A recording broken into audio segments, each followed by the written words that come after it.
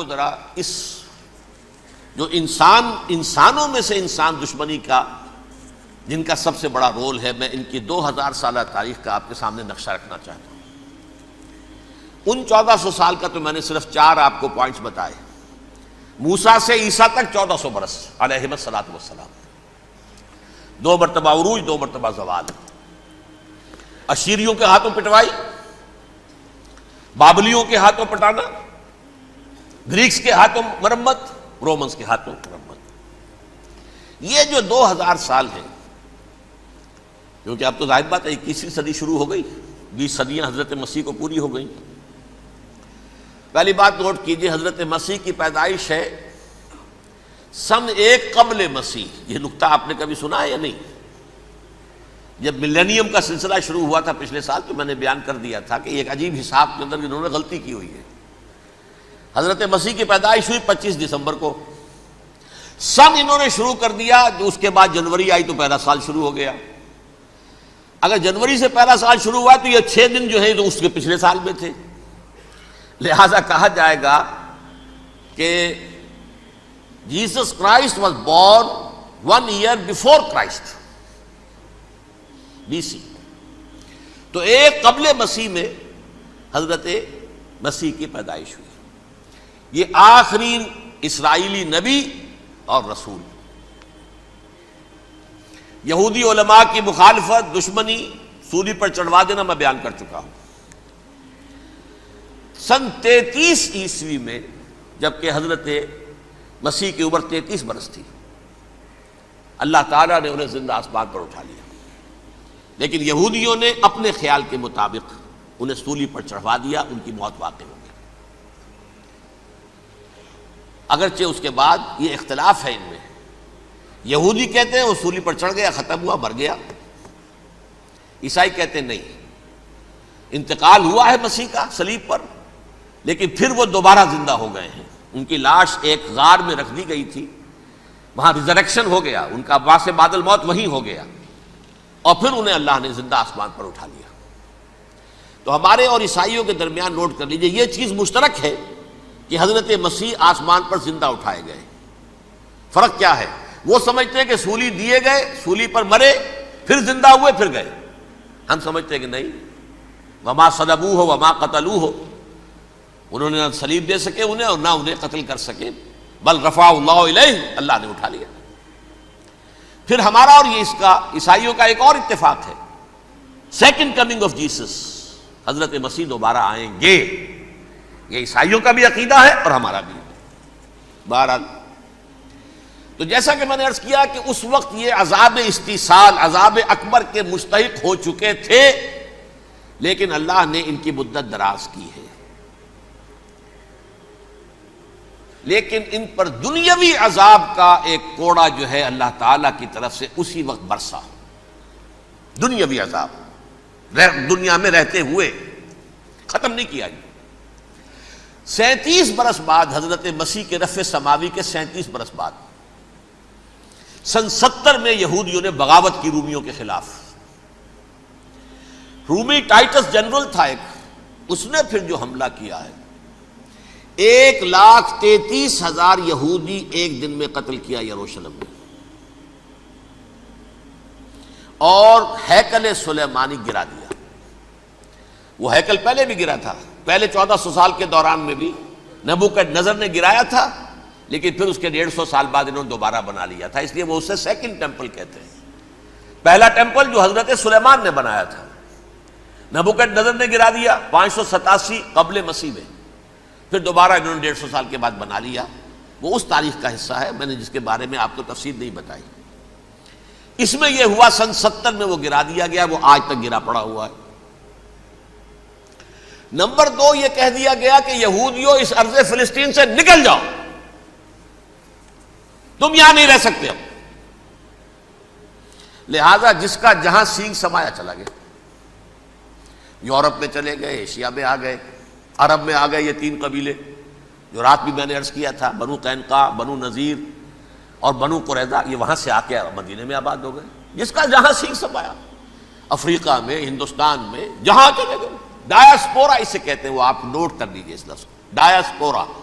ہمارا دور انتشار، جبکہ ہمیں ہماری اصل سرزمین تو فلسطین ہے، حضرت ابراہیم کا مسکن، حضرت اسحاق حضرت یعقوب کا مسکن فلسطین، یہ ہے ہماری اصل جاگیر، یہ تو ہماری جدی پشتی جاگیر ہے، لیکن یہاں سے نکال دیے گئے سن 70 عیسوی میں، اور وہاں سے لے کے 1917 تک ان کا ڈایاسپورا جاری رہا۔ یہ دور انتشار ہے۔ اس دور انتشار کے اب چند حصے ہیں جس کو میں چاہتا ہوں کہ آپ علیحدہ علیحدہ سمجھ لیں۔ دور انتشار کا جو پہلا جو ہے تقریباً 300 برس رومی حکمران تھے، وہ یہودیوں کے بھی دشمن تھے اور عیسائیوں کے بھی دشمن تھے، عیسائی اور یہودی ایک دوسرے کے بھی دشمن تھے، لیکن رومی سمجھتے تھے کہ یہ ایک ہی تھیلی کے چٹے بٹے ہیں۔ رومیوں کے نزدیک عیسائی بھی یہودیوں ہی کا ایک فرقہ تھے، کوئی علیحدہ مذہب تو تھا ہی نہیں، لہذا رومی جو ہیں رومنز وہ ان دونوں کو ستاتے تھے، مارتے تھے، اور یہ آپس میں لڑتے تھے، یہودی عیسائیوں کو مارتے تھے، عیسائی یہودیوں کو مارتے تھے۔ یہ ہے 300 برس تک کی تاریخ۔ سن 300 عیسوی میں کیا ہوا؟ ایک معجزہ ہو گیا۔ بہت عظیم ایمپرر کانسٹینٹائن، قسطنطین اعظم، رومن ایمپررز میں سے بہت بڑا ایمپرر، وہ عیسائی ہو گئے۔ اب تو معاملہ بالکل تلپٹ ہو گیا، پوری سلطنت عیسائی ہو گئی۔ اب عیسائیوں کے عیش ہو گئے اور یہودیوں پہ مار پڑنی شروع ہوئی۔ اب عیسائیوں کا آپ خود سوچئے کہ جنہیں وہ خدا بنا بیٹھے ہیں، خدا کا بیٹا قرار دے رہے ہیں، ان کے قاتل کون؟ یہودی بدماش۔ لہذا ان کی وہ پٹائی شروع ہوئی ہے یورپ میں، پوری رومن امپائر میں، انہیں ذلیل کیا گیا، شہروں میں آمد بند، علیحدہ رہو، گھیٹوز کے اندر رہو۔ یہودی کا نام جو ہے وہ گالی بن گیا، جیسے آج بھی یہودی گالی کہتے ہیں، جیسے خنزیر کا لفظ، آخر وہ بھی اللہ کی مخلوق ہے، لیکن آپ کو معلوم ہے کوئی شخص زبان پر نام نہیں لانا چاہتا خنزیر کا، سور کا، ہے تو مخلوق وہ بھی ایک حیوان ہے۔ ایسے ہی یہ ہے یہودی، یہودی گالی، جیوٹ گالی۔ لہذا ایک طرف تو ان دونوں کے درمیان دشمنی، جس کو قرآن کہتا ہے وَأَغْرَيْنَا بَيْنَهُمُ الْعَدَاوَةَ وَالْبَغْضَاءَ، ہم نے ان کے مابین دشمنی جو ہے پیدا کر دی ہے۔ اور جب یہ پوری سلطنت عیسائی ہو گئی تو قافیہ تنگ ہو گیا یہودیوں کا۔ اب آئیے 571 عیسوی، یعنی جب کہ ڈایاسپورا کو کتنا عرصہ ہو چکا تھا؟ 500 برس۔ سن 70 سے شروع ہوا نا ڈایاسپورا، جب ٹائٹس نے گرایا ہے ہیکل کو اور نکال باہر کیا انہیں فلسطین سے، بھاگ جاؤ یہاں ایک یہودی بھی نہیں رہے گا، فلسطین سے نکال دیے گئے۔ اس کے پورے 500 برس بعد سن 571 عیسوی میں حضور کی پیدائش ہوئی، ولادت باسعادت محمد الرسول اللہ صلی اللہ علیہ وسلم۔ 610 میں آپ پر وحی کا آغاز ہوا، لیکن حضور کے ساتھ ان کا معاملہ کیا رہا؟ اول تو جب کہ حضور ابھی مکے ہی میں تھے، یہودیوں نے ریشہ دوانیاں شروع کر دی حضور کے خلاف۔ قریش مکہ کو سکھاتے تھے، پڑھاتے تھے، ان سے یہ پوچھو، ان سے یہ پوچھو، انہیں اس طرح تنگ کرو، ان سے یہ امتحان لو، یہ آپ کے علم میں ہے۔ سورہ بنی اسرائیل میں، سورہ کہف میں وہ سوالات، جو امتحانی سوالات آئے تھے، ذوالقرنین کون تھا، اصحاب کہف کون تھے، تم رسول بنے پھرتے ہو تو بتاؤ، اور یہ روح کی حقیقت کیا بتاؤ۔ یہ ساری ریشہ دوانیاں کر رہے تھے بیٹھے ہوئے، ابھی وہیں پر حضور ابھی پہنچے بھی نہیں۔ ہجرت فرما کر حضور تشریف لے آئے تو حضور نے، جسے ماسٹر سٹروک کہا جائے گا، یعنی اسٹیٹس مین شپ کا ماسٹر سٹروک، آپ نے مدینے میں آتے یہودیوں کے ساتھ پیکٹ کر دیا، جوائنٹ ڈیفنس پیکٹ آف مدینہ، کہ اگر مکے والے ہم پر حملہ کریں گے تو ہم مل جل کر ایک قوم کی حیثیت سے مقابلہ کریں گے۔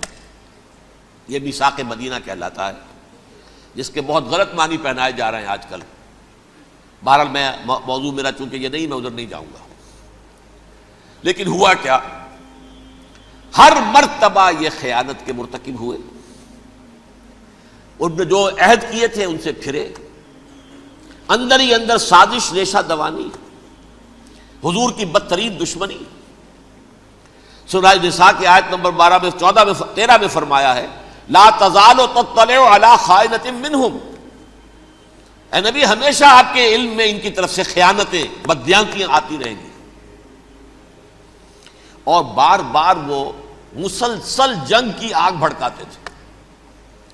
قریش کو دعوت دیتے، آؤ آؤ آؤ ہم اندر سے بغاوت کر دیں گے، تم آؤ تو صحیح، ختم کریں محمد کو اور اہل ایمان کو صلی اللہ علیہ وسلم ورضی اللہ تعالی عنہم اجمعین.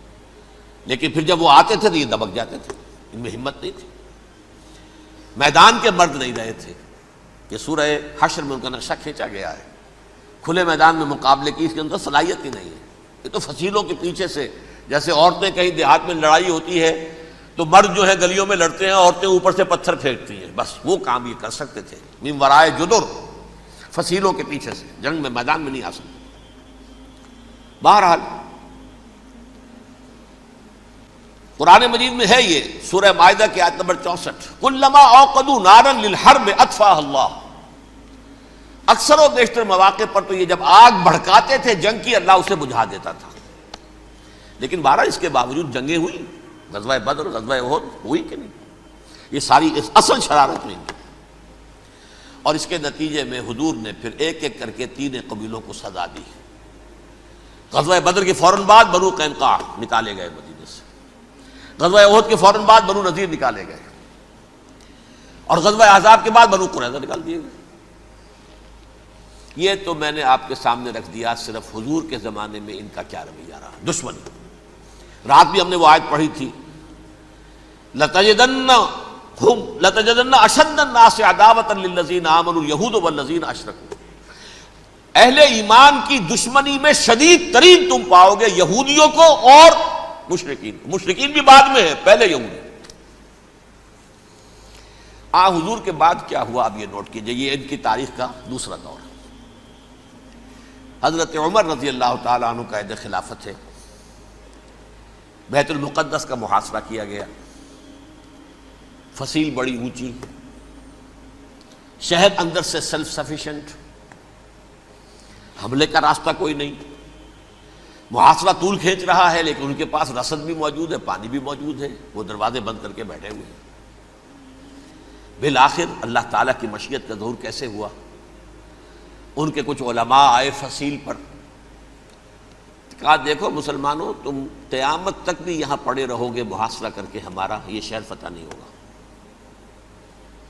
ہاں ایک درویش بادشاہ کے ہاتھوں یہ شہر فتح ہونا ہے، لیکن تمہارے اندر ہمیں وہ نظر نہیں آ رہا.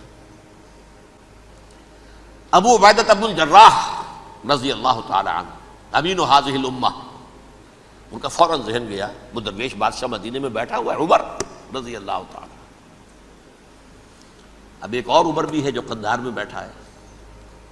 نقشہ وہی ہے، سادگی کی حد تک نقشہ وہی، بالکل وہی، اپنی آنکھوں سے دیکھا ہے وہی سادگی. عمر اول، عمر ثانی تھے عمر بن عبد العزیز. اب ایک اللہ کے فضل سے اللہ تعالیٰ ایدہ اللہ بنصرتہ، اللہ تعالیٰ ان کی نصرت فرمائے، دشمنوں کو ان کے مقابلے میں نیست و نابود کرے. انہوں نے ریکویسٹ بھیج دی کہ حضور تشریف لائیے، یہ شہر فتح ہو جائے گا.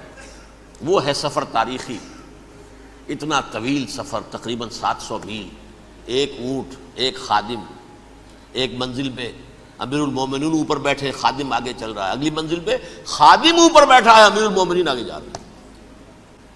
اور جب پہنچے ہیں تو وہ باری تھی خادم کی.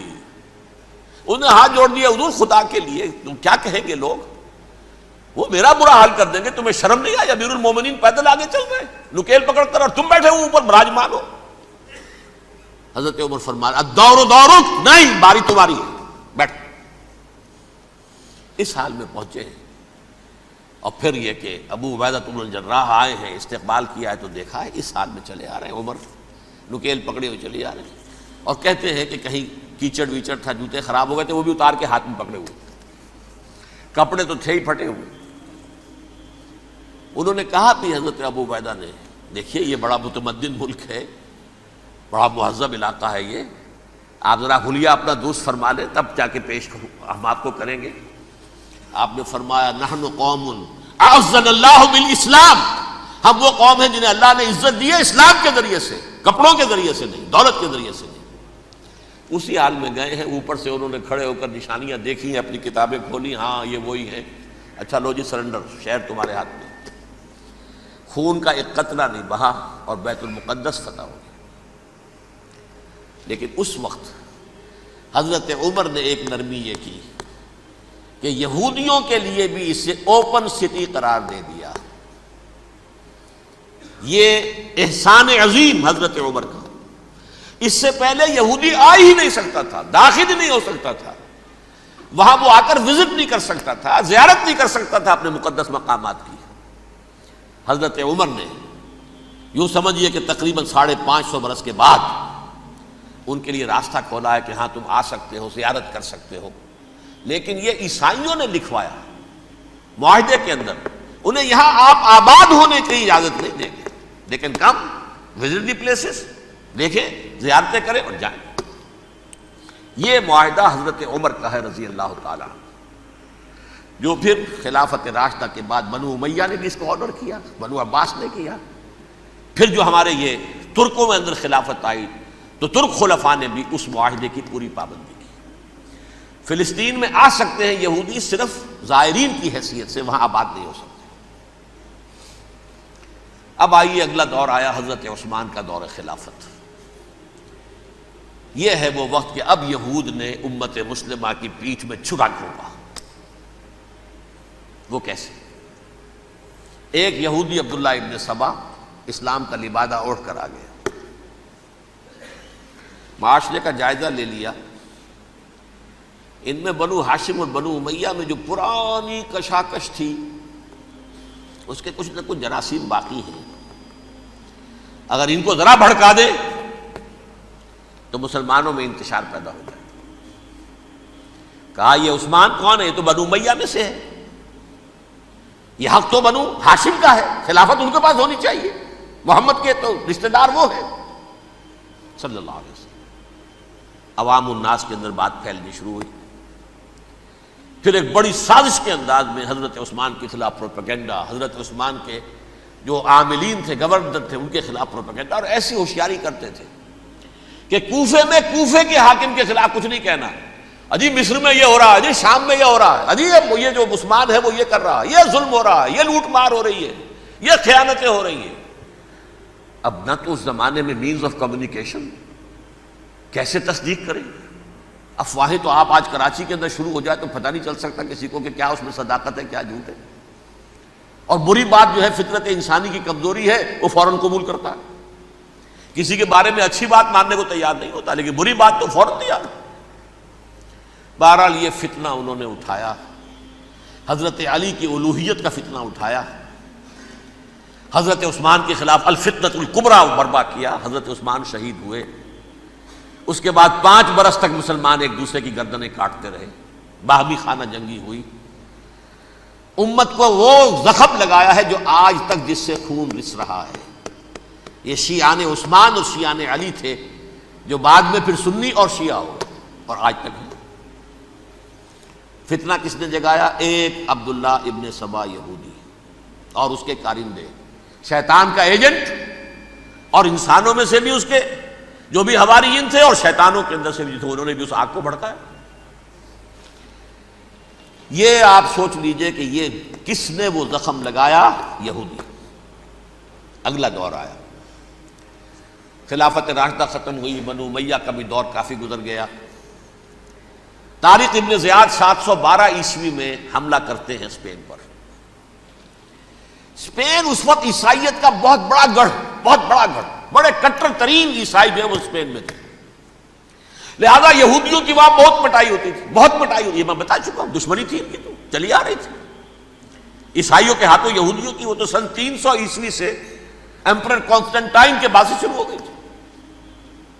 اس حوالے سے یہودیوں نے اس وقت چالاکی یہ برتی، کچھ راستے واسطے بتائے، کچھ مدد کی طارق ابن زیاد کی۔ طارق ابن زیاد نے انہیں اپنا محسن سمجھا، ہسپانیہ فتح ہو گیا تو یہودی چونکہ محسنین کی فہرست میں آ چکے تھے، انہیں بہت اقتدار نصیب ہوا،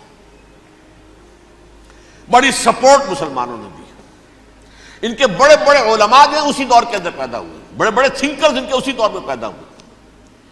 بن گوریون جو کہ ایک وزیر اعظم تھا اسرائیل کا، اس نے یہ لکھا ہے اپنی کتاب میں، Muslim Spain was the golden era of our diaspora. وہ ڈائسپورا جو 70 عیسوی سے شروع ہوا تھا اور 1917 عیسوی تک جاری رہا ہے، اس میں سے گولڈن ایرا ہمارا جو تھا وہ مسلم اسپین تھا. ہسپانیہ میں بیٹھ کر ہم نے عیش کیے.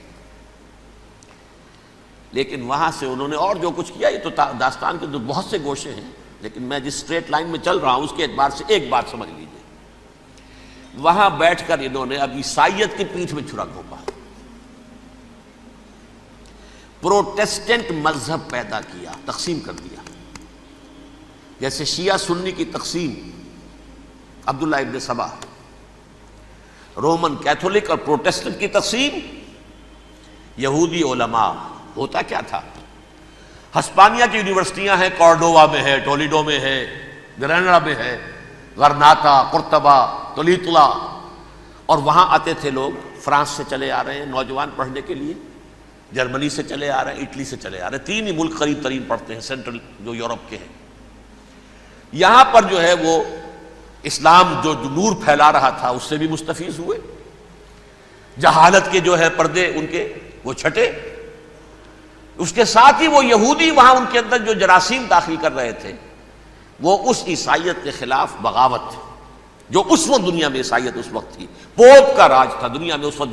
یورپ میں جو عیسائیت تھی اس میں ایک طرف بادشاہ تھے، لیکن بادشاہوں کی حیثیت وہاں پر یوں سمجھ لیجئے کٹ پتلیوں کی تھی. اصل قوت پوپ کے ہاتھ میں تھی.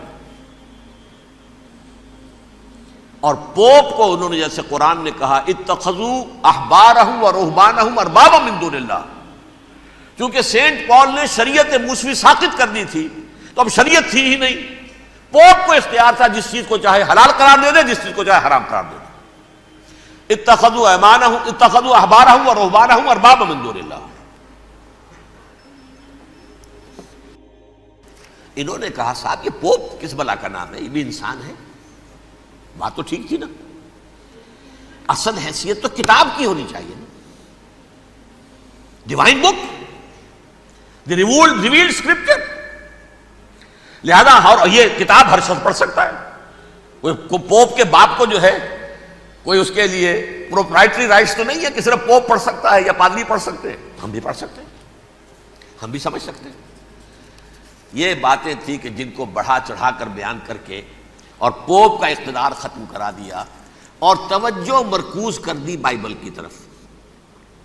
اب بائبل میں بڑا حصہ تو اولڈ ٹیسٹامنٹ کا ہے. نتیجہ کیا ہوا؟ یہود کی عظمت پروٹیسٹنٹس کے نزدیک مسلم ہو گئی. اصل قوم تو یہ ہے. وہ دشمنی بدلی کہ نہیں بدلی؟ موسیٰ کے امتی یہ ہے، تورات موسیٰ کو دی گئی، ابراہیم کی نسل یہ ہے. لہذا وہ جو دشمنی تھی، جو عداوت تھی کہ ہمارے خدا کو سوری چڑھانے والے ہیں یہ بدماش، اس کا ازالہ ہوا اس پروٹیسٹنٹ مذہب کے نتیجے میں. یہ میں اب آپ کو بتاتا ہوں کہ ایک نتیجہ وہ نکلا ہے جسے برٹرنڈ رسل نے بیان کیا ہے. اس کی کتاب ہے ان پریز آف آئیڈلنس، صفحہ 108. وہ لکھتا ہے the Christians retaining the Judaic belief in special revelation added to it the Roman desire for worldwide domination and the Greek taste for metaphysical subtleties. The combination produce the most fiercely persecuting religion that the world has yet known. یہ 3 چیزیں آ کر عیسائیت میں مل گئی. ایک تو جب یہ اولڈ ٹیسٹامنٹ جو ہے وہ ان کے ہاتھ میں آ گئی، اور اس کے میں کچھ آپ کو بتا دیتا ہوں کہ اولڈ ٹیسٹامنٹ کی تعلیمات، کیونکہ یہ اولڈ ٹیسٹامنٹ جو ہے یہ محرف تھی. اصل تورات تو گم ہو گئی تھی 587 قبل مسیح میں، جب پہلی مرتبہ ہیکل جو ہے تباہ ہوا ہے، اس وقت ختم ہو گئی تھی. اس کے کوئی 150 سال کے بعد انہوں نے یادداشتوں سے مرتب کر کے لکھی ہے. اب اس میں ان کے اپنے خیالات، اپنے امانی، اپنی توجیحات وہ شامل ہو گئی. لہذا میں آپ کو حوالے دیتا ہوں اس کتاب کے اندر مظالم کی جو تعلیم دی گئی ہے. اہل کتاب نے اپنے مظالم قتل عام کے جواز کے لیے تورات میں تبدیلیاں کی اور پیغمبروں پر دہشت ناکی اور بدترین حرام کاری کے الزامات لگائے. سنیے، پہلا حوالہ ہے یہ گنتی باب 31 آیات 17-18. اس لیے ان بچوں میں جتنے لڑکے ہیں سب کو مار ڈالو، اور جتنی عورتیں مرد کا منہ دیکھ چکی ہیں ان کو بھی قتل کر ڈالو، لیکن ان لڑکیوں کو جو مرد سے واقف نہیں اور اچھوتی ہیں اپنے لیے زندہ رکھو. یہ کسی اللہ کی کتاب کا یہ جملہ ہو سکتا ہے؟ کسی ریویل بک کا؟ اور سنیے، یہ ہے استثناء ڈیٹرانومی باب 20 آیت 16-18. پر ان قوموں کے شہروں میں جن کو خداوند تیرا خدا میراث کے طور پر تجھ کو دیتا ہے، کسی ذی نفس کو جیتا نہ بچا رکھنا، جیسا خداوند تیرے خدا نے تجھ کو حکم دیا بالکل نیست کر دینا. مرد، عورتیں، بچے، بوڑھے سب ختم. یہ کتاب مقدس ہے. اور سنیے، سموئیل باب 27 آیت نمبر 9. اور داؤد نے اس سرزمین کو تباہ کر ڈالا اور عورت مرد کسی کو جیتا نہ چھوڑا. نمبر 4، ان سب آباد شہروں کو ماں، عورتوں اور بچوں کے بالکل نابود کر ڈالا. کتاب استثناء باب 3 آیت 6. یہ ہے جو کہہ رہا ہے برٹرنڈ رسل، کرسچینٹی میں آ کر اب یہ تین چیزیں شامل ہو گئی. ایک تو یہ باربیرین یہ تعلیم جو ہے، اور یہ مذہب کے نام پہ تعلیم، یہ کتاب مقدس کی تعلیم. نمبر 2، رومنز کے اندر جو ایک تمنا تھی ورلڈ ڈومینیشن کی، وہ عیسائیت کے اندر آ گئی. اس لیے کہ پوری رومن امپائر جو ہے عیسائی ہو گئی، تو اسے وراثت کے اندر ورلڈ ڈومینیشن کی جو ایک تمنا تھی وہ مل گئی. اور پھر یہ کہ انہوں نے جو توہمات تھے یونانیوں کے، ان کو بھی اپنے ہاں مختلف شکلوں کے اندر جمع کر لیا. ان تین چیزوں کا the combination produced the most fiercely persecuting religion that the world has yet known. اس کے نتیجے میں دنیا میں تاریخ انسانیت کے اندر جو بدترین خونخوار ترین مذہب ہو سکتا ہے وہ شکل عیسائیت نے اختیار کی. اور اس کا مظہر عتم کیا تھا؟ نوٹ کیجئے، صلیبی جنگیں. ایک بات ٹائم ٹیبل کے اعتبار سے نوٹ کر لیجئے گا. فرسٹ ملینیم ختم ہوا، سیکنڈ شروع ہوا. ان کے 1000 سال ختم ہوئے تو 11ویں صدی میں سیکنڈ ملینیم شروع ہوا، تو پہلی صلیبی جنگیں ہوئی. لاکھوں مسلمان قتل کیے گئے. صرف یروشلم کے اندر اتنا خون بہایا ہے کہ خود ان کے ہسٹورینز لکھتے ہیں کہ جب ان صلیبیوں نے جب گھوڑوں کے ساتھ وہ چل رہے تھے گلیوں میں، تو ان کے گھوڑوں کے گھٹنوں تک خون کی ندی بہہ رہی تھی. جہاں سے گزرے ختم کرتے چلے گئے، آبادیاں کی آبادیاں ختم کر دی. اگرچہ اس کروسیڈ میں گیہوں کے ساتھ گھن بھی پسا، یہودی بھی بہت مارے گئے. یہ فرانس سے، جرمنی سے جب یہ کروسیڈرز آ رہے تھے، 3000 میل کا سفر طے کر کے آئے تھے. سوچئے تو صحیح. اربن ثانی پوپ جو تھا، آگ لگا دی تھی اس نے پورے یورپ کے اندر. شرم سے ڈوب مرو، تمہارے مقدس علاقے مسلمانوں کے ہاتھ میں. انفیڈلز، یہ کافر، یہ مرتد، یہ ملحد. مسیح جہاں پیدا ہوا، مسیح کو جہاں سولی دی گئی، وہ کہاں ہے؟ ان کے ہاتھ میں. وہ آگ لگائی ہے، 3000 میل کا فاصلہ طے کر کے یہ قومیں آئی ہیں وہاں، اور جو تباہی مچائی ہے انہوں نے. تاریخ انسانی میں ایسی بربریت کی کوئی مثال. اور یہ ان کے اپنے ہسٹورینز لکھتے ہیں. شرم کے مارے ایسے محسوس ہوتا ہے جیسے ان کی گردنیں جھکی جا رہی ہوں. لکھتے ہیں